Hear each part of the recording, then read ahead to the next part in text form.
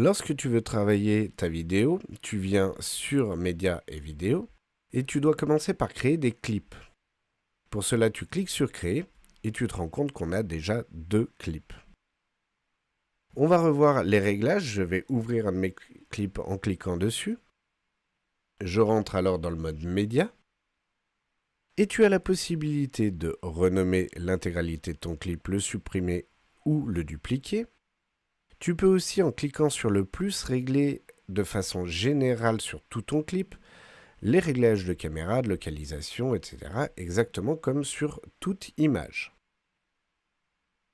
Cependant, tu peux aussi faire des réglages un peu plus pointus de chaque image, puisque chaque élément, ici, a un plus dans lequel tu peux régler ta caméra, c'est-à-dire la focale ou la phase, la météo, l'éclairage ou encore tes flous. Ce qui fait que dans un clip, tu peux avoir plusieurs luminosités différentes, météo différentes ou encore focales différentes. Tu peux aussi régler un timelapse, c'est-à-dire choisir une heure de début. Par exemple, ici, je vais le mettre à 6 heures le matin.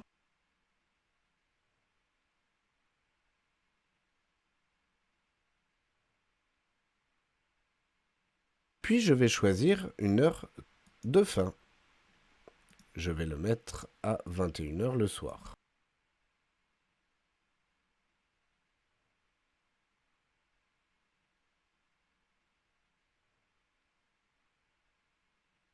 À ce moment-là, tu as un timelapse qui s'effectue où les heures de la journée vont changer tout le long de ton clip.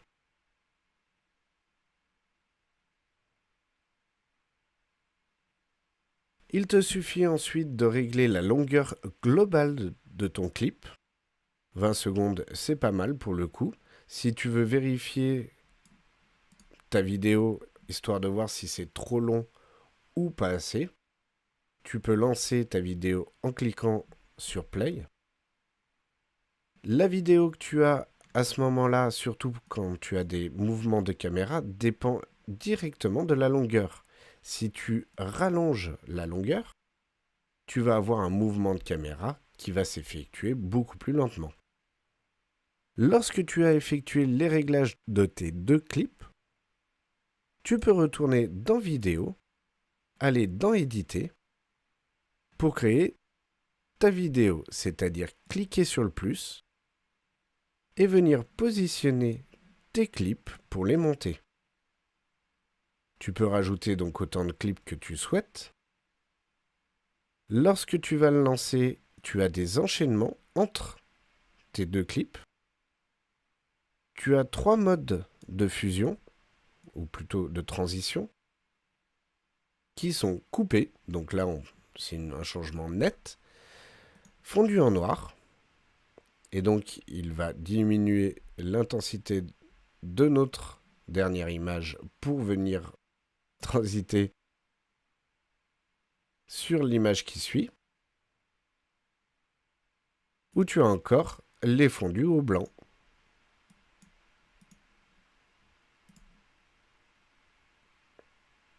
Donc là, à l'inverse, il va mettre un flash lumineux pour passer à l'image suivante.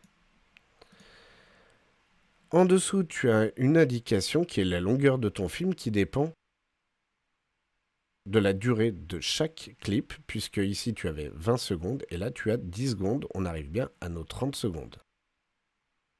Chaque élément peut être supprimé et lorsque tu as réglé tous tes clips et tes transitions, tu peux aller dans l'exportation, cliquer ici sur vide, choisir ou un de tes clips ou ton montage.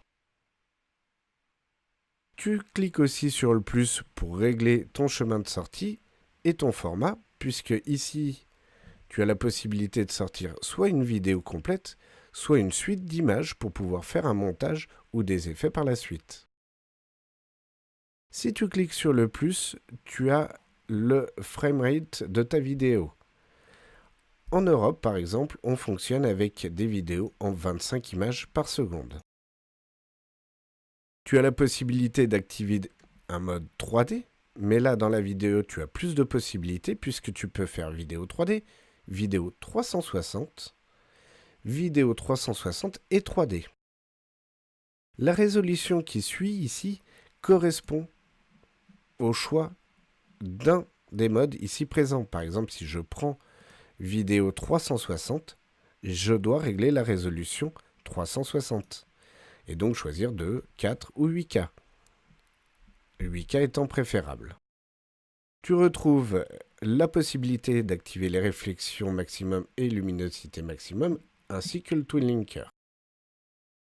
Lorsque tu as fait tous tes réglages, tu cliques sur Exportation.